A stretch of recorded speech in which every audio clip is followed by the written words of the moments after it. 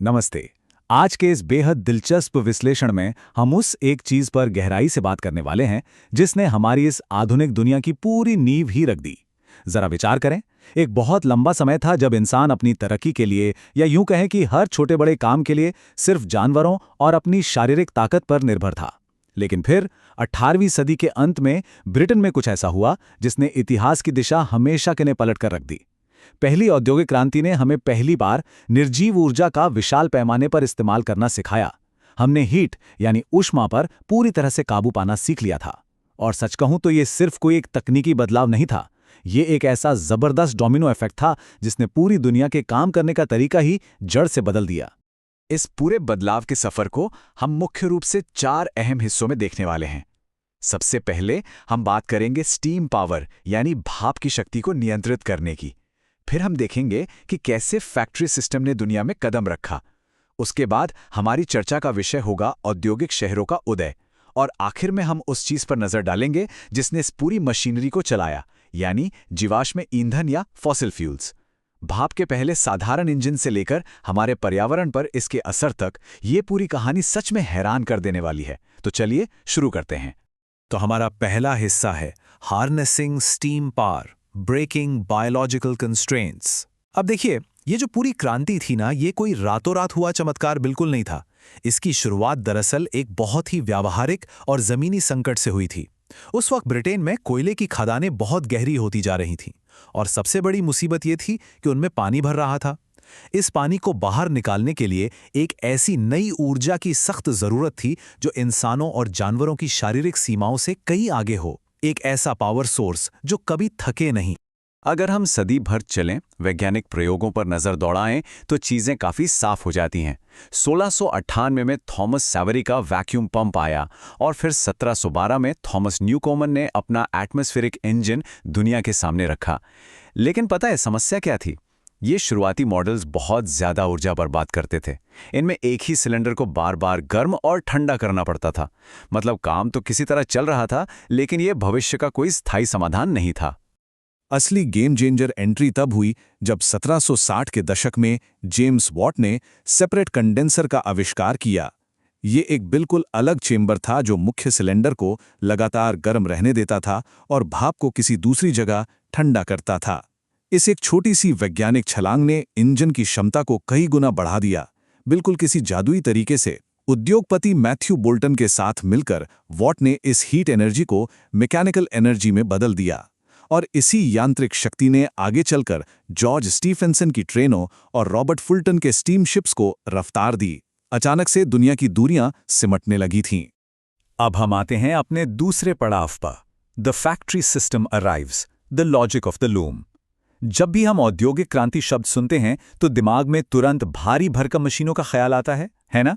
लेकिन कमाल की बात है कि इस पूरे सिस्टम की शुरुआत दरअसल धागे और कपड़े से हुई थी। 18वीं सदी में कपड़ा बनाने का काम घरों में होता था, लेकिन धागा काटने की रफ्तार इतनी धीमी थी कि बुनकरों की लगातार बढ़ती मांग पूरी ही नहीं हो पा रही थी। इसी बॉटलनेक या रुकावट ने उत्पादन के तरीके को हमेशा के लिए बदलने पर मजबूर कर दिया। और इस रुकावट को तोड़ा मशीनों की एक पूरी श्रृंखला ने। एक के बाद एक ऐसे आविष्कार हुए जिन्होंने पुरानी सीमाओं को चकनाचूर कर दिया। 1733 में जॉन के की फ्लाइंग शटल, फिर 1764 में जेम्स हारग्रीव्स की स्पिनिंग जेनी, जिससे एक मजदूर एक साथ कई धागे काट सकता था। इसके बाद रिचर्ड आर्कराइट का वाटर फ्रेम और 1779 में सैमुअल क्रॉम्पटन का स्पिनिंग म्यूल आया। इन मशीनों ने उत्पादन की रफ्तार को उस स्तर पर पहुंचा दिया जिसकी किसी ने कल्पना भी नहीं की थी। अब बहुत ही बारीक और मजबूत धागे का विशाल औद्योगिक पैमाने पर बनना मुमकिन हो गया था। लेकिन जरा इस बदलाव की गहराई को समझिए। इन विशाल मशीनों ने 2 युगों के बीच एक बहुत गहरी लकीर खींच दी थी। ये मशीनें इतनी बड़ी और जटिल थीं कि इन्हें अब किसी के घर या झोपड़ी में नहीं रखा जा सकता था। जो काम पहले घरों में होता था, जहां लोगों की दिनचर्या सूरज या मौसम से तय होती थी, अब वो सब खत्म हो रहा था। उसकी जगह ले ली थी कान फाड़ देने वाली कारखाने की सीटी ने, मशीनी अनुशासन ने और घड़ी की ठिक ठिक करती सुइयों ने। अब इंसान का समय मशीनें तय कर रही थीं। यहीं से हम अपने तीसरे हिस्से में प्रवेश करते हैं, rise of the industrial city, the urban crucible. कारखानों की इस बिल्कुल नई व्यवस्था ने लोगों के रहने के तरीके को 180 डिग्री घुमाकर रख दिया। मैनचेस्टर और बर्मिंघम जैसे इलाके जो पहले छोटे हुआ करते थे, वो बहुत तेजी से विशाल औद्योगिक केंद्रों में बदलने लगे। बड़ी तादाद में लोगों ने इन कारखानों और मशीनों की तरफ पलायन करना शुरू कर दिया था। लेकिन लोग आखिर अपना घर-बार छोड़कर शहरों की तरफ क्यों भाग रहे थे? इसके पीछे मुख्य रूप से दो ताकतें एक साथ काम कर रही थीं। पहली थी एनक्लोजर मूवमेंट, जिसने किसानों की साझा जमीनों को बड़े-बड़े निजी प्लॉट्स में बदल दिया और छोटे किसानों को बेघर कर दिया। और दूसरी तरफ थी फैक्ट्री सेंट्रलाइजेशन, जहां स्टीम पावर के आसपास बड़े-बड़े कारखाने खुल रहे थे। तो एक ताकत लोगों को गांव से बाहर धकेल रही थी और दूसरी उन्हें कारखानों की तरफ चुंबक की तरह खींच रही थी। नतीजा, शहरों में आबादी का ऐसा विस्फोट हुआ जो पहले कभी नहीं देखा गया था।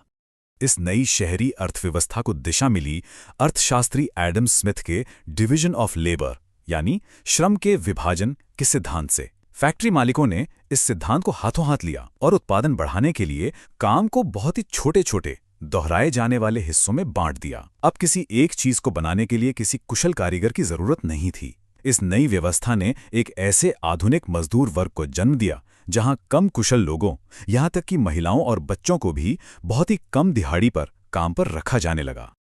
अब इस तेज औद्योगिक तरक्की का एक बेहद स्याह और कड़वा सच भी था। शहरों में भीड़ इतनी बढ़ गई थी कि रिहायशी इलाके खचाखच भर गए। दूषित पानी और गंदगी की वजह से हैजा और टाइफॉइड जैसी बीमारियों का भयंकर प्रकोप फैलने लगा। इन अमानवीय और बेहद कठिन परिस्थितियों ने पूरे समाज को झकझोर कर रख दिया। इन्हीं व्यवस्थागत समस्याओं से निपटने के लिए ब्रिटेन में पब्लिक हेल्थ एक्ट 1848 लाया गया, जो कि पहला बड़ा सार्वजनिक स्वास्थ्य सुधार था। और हाँ, मजदूरों के शोषण को रोकने के लिए इसी दौर में ट्रेड यूनियनों की भी नींव रखी गई। चलिए अब चलते हैं अपने चौथे और आखिरी अहम हिस्से की तरफ, the age of fossil fuels stored sunlight. जरा सोचिए, इन विशाल कारखानों के गगनभेदी शोर और तेज रफ्तार के पीछे असल में कौन सी ताकत काम कर रही थी?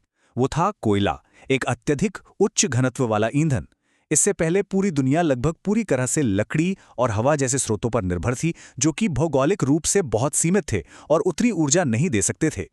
अगर हम वैज्ञानिक नजरिए से देखें तो कोयला कोई आम पत्थर नहीं है। ये असल में फॉसिलाइज्ड सनलाइट है, यानी लाखों सालों से जमीन के नीचे दबी हुई सूरज की असीमित ऊर्जा। ये ऊर्जा का इतना सघन रूप था कि इससे पैदा होने वाली भयंकर गर्मी ने अनगिनत नई तकनीकों के दरवाजे खोल दिए। उदाहरण के लिए अब्राहम डार्बी द्वारा शुरू की गई कोक स्मेल्टिंग प्रक्रिया। कोयले की इस तेज गर्मी की वजह से ही बेहतरीन गुणवत्ता वाले लोहे का उत्पादन मुमकिन हो पाया, जिससे आगे चलकर रेल की पटरियां और विशाल मशीनें बनी। पर सच कहूं तो इस अथाह ऊर्जा की एक बहुत भारी कीमत भी चुकानी पड़ी। कोयले के इस अंधाधुंध इस्तेमाल ने कार्बन डाइऑक्साइड, सल्फर डाइऑक्साइड और बारीक खतरनाक कणों को सीधे हवा में घोलना शुरू कर दिया। हालात ये हो गए थे कि दिन के उजाले में भी लंदन और मैनचेस्टर जैसे शहरों का आसमान धुएं की एक मोटी चादर यानी स्मॉग से ढका रहता था। सांस लेना तक मुश्किल हो गया था। इंसानी गतिविधियों की वजह से पर्यावरण को बड़े पैमाने पर नुकसान पहुंचने का जो सिलसिला आज हम देख रहे हैं, उसकी शुरुआत ठीक यहीं से हुई थी। और जीवाश्म ईंधन के इस युग ने सिर्फ हमारे पर्यावरण को ही नहीं, बल्कि हमारी सोच, हमारे दर्शन को भी गहराई से बदल दिया। इसे मैकेनिस्टिक वर्ल्ड व्यू या यांत्रिक दृष्टिकोण कहा जाता है। अब प्रकृति को एक जीवित, सांस लेती प्रणाली के रूप में नहीं देखा जाता था जिसका हमें सम्मान करना चाहिए, बल्कि इसे सिर्फ और सिर्फ संसाधनों के एक असीमित भंडार के रूप में देखा जाने लगा, जिसका इंसानी तरक्की के लिए जितना हो सके दोहन किया जा सकता है। इस युग ने इंसान के हाथों में वो भौतिक शक्ति दे दी जिससे उसने पूरी पृथ्वी को ही एक नए सांचे में ढालना शुरू कर दिया। तो इस पूरे विश्लेषण में हमने देखा कि कैसे भाप के एक साधारण इंजन से लेकर शहरों की भीड़भाड़ और कोयले के धुएं ने हमारी आज की आधुनिक दुनिया को गढ़ा है। हमने ऊष्मा यानी हीट पर पूरी तरह से नियंत्रण पा लिया था और अपनी पुरानी जैविक सीमाओं को तोड़ दिया था। लेकिन आज की इस चर्चा को खत्म करते हुए एक बहुत ही गहरा सवाल छोड़ के जाना जरूरी है।